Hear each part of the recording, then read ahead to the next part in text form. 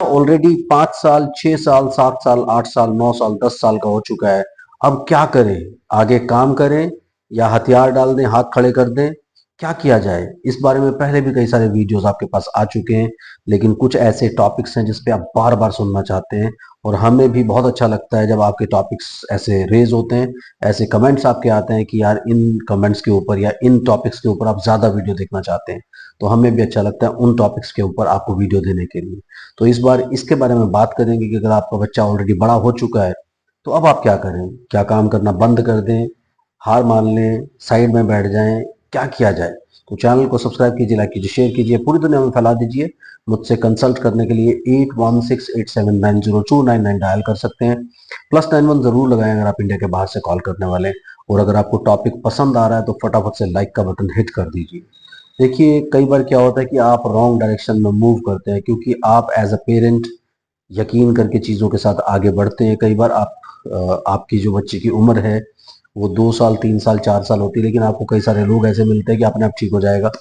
और कई बार फैमिली से भी वैलिडेशन मिल जाता है कि नहीं जी, इसका पापा इतनी एज में बोला था, वो इतनी एज में बोला था, वो इतनी एज में बोला था, आप ऐसी ही चिंता कर रहे हो, तो ये बच्चा 4 साल 5 साल 6 साल का होते होते ठीक हो जाएगा। समटाइम्स ये सबसे बड़ा रीजन बनता है थेरेपी ना स्टार्ट होने का। उसकी वजह से क्या होता है कि बच्चा ऑलरेडी आपका 5 साल 6 साल का हो जाता है जब आप स्टार्ट करते हैं, क्योंकि जब तक आपको यकीन आता है तब तक एक्चुअली काफी सारी एज निकल चुकी होती है। लेकिन उससे प्रॉब्लम ये होती है कि जो बिहेवियर्स बच्चे के होते हैं, जो इश्यूज बच्चे के, चाहे वो सेंसरी इश्यूज है, चाहे वो उसके सिम्टम्स हैं, जो भी है, वो सारे के सारे बिहेवियर्स और सिम्टम्स उसके बढ़ते चले जाते हैं, फर्म हो जाते हैं और उसके साथ साथ फिक्सेशन हो जाती है उसमें। और कई सारे बिहेवियर जो वो ऑब्सेशन में कन्वर्ट हो जाते हैं। जैसे लाइट को बार बार बंद करना, लाइट को चलाना कि ये वाली लाइट जला दो, ये वाली लाइट मत जलाओ, ये दरवाजा खोलो, ये दरवाजा मत खोलो। ये सारे के सारे जो सिम्टम्स होते हैं सारे ओसीडीज में कन्वर्ट हो जाते हैं। अब एक होता है कि सिंपल चीज आपको ट्रीट करना है, एक होता है आपको ऑब्सेशन के लेवल पे जाकर के उन सब चीजों को ठीक करना है। यानी दीवानगी जुनूनियत बन गई है उसकी कि ये वाली चीज होगी तो मैं सेटिस्फाई रहूंगा, ये वाली चीज नहीं होगी तो मैं सेटिस्फाई नहीं हो सकता। तो ऐसे करके जब बिहेवियर्स बनने शुरू हो जाते हैं तब आपके लिए बहुत बड़ी प्रॉब्लम हो जाती है। और उसी वजह से ये हमेशा सजेस्ट किया जाता है कि भाई जल्दी ठीक करो, जल्दी ठीक करो, जल्दी ठीक करो। लेकिन कई बार फैमिली रीजन की वजह से या अपनी सेंस ऑफ अंडरस्टैंडिंग की वजह से या रॉन्ग थेरेपी की वजह से, जहां आपका रॉन्ग डायग्नोसिस बन जाता है, लंबी थेरेपी चलती रहती है, उस वजह से 3 3 4 4 5 5 साल आपके बर्बाद हो जाते हैं। और फिर जब आप होश में आते हैं तो बहुत सारी चीजें आपके हाथ से ऑलरेडी निकल चुकी होती हैं।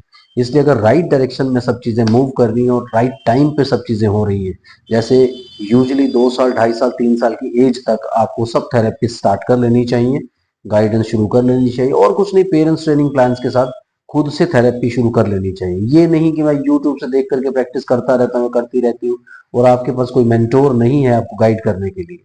कम से कम एक मेंटोर तो जरूर होना चाहिए गाइड करने के लिए, जो आपको बता सके कि these particular activities are made for your kids.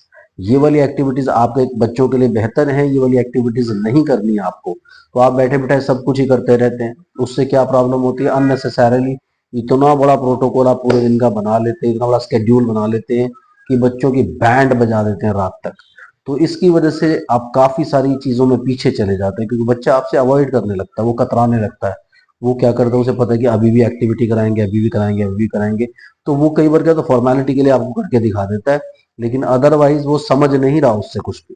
इसकी वजह से सिर्फ और सिर्फ टाइम चला जाता है। तो आपको कई बार समझाया जाता है कि बात एज की नहीं है, बात किसी चीज की नहीं है, आपको पूरा पॉजिटिव रह करके, चाहे आपका बच्चा 5 साल 6 साल 7 साल का भी है, तो ऐसा कुछ नहीं कि बच्चा ठीक नहीं होगा, थोड़ा टाइम ज्यादा लगेगा। जैसे आजकल रिसेंटली मैं एक बच्चे के साथ काम कर रहा हूँ जो ऑलरेडी 8 साल का हो चुका है। उसको 2 साल से हम लोग थेरेपी दे रहे हैं। और आप ये समझिए कि अगर वो 8 का, तो 6 में हमने उसको स्टार्ट किया था, तब भी 8 साल तक आज 70 to 80% उसकी चीजें ठीक हो चुकी हैं। सिर्फ स्पॉन्टेनिटी उसमें आनी बाकी है, स्पीच डेवलपमेंट तक भी हो गई है। तो ये सारी चीजें हो जाती हैं जब आप इसको एक प्रॉपर डायरेक्शन में जाके करते हैं, आपका कोऑपरेशन हमें मिलता है। क्योंकि कई बार क्या होता है कि आप 2 3 महीने के लिए ट्राई करते हैं इसको, 2 3 महीने के लिए उसको, 2 3 महीने के लिए उसको, तो कोई भी प्लान्स प्रॉपरली अप्लाई नहीं हो पाते। इसलिए प्रॉपर तरीके से प्लान्स को अप्लाई करके किसी भी एज में शुरू करें।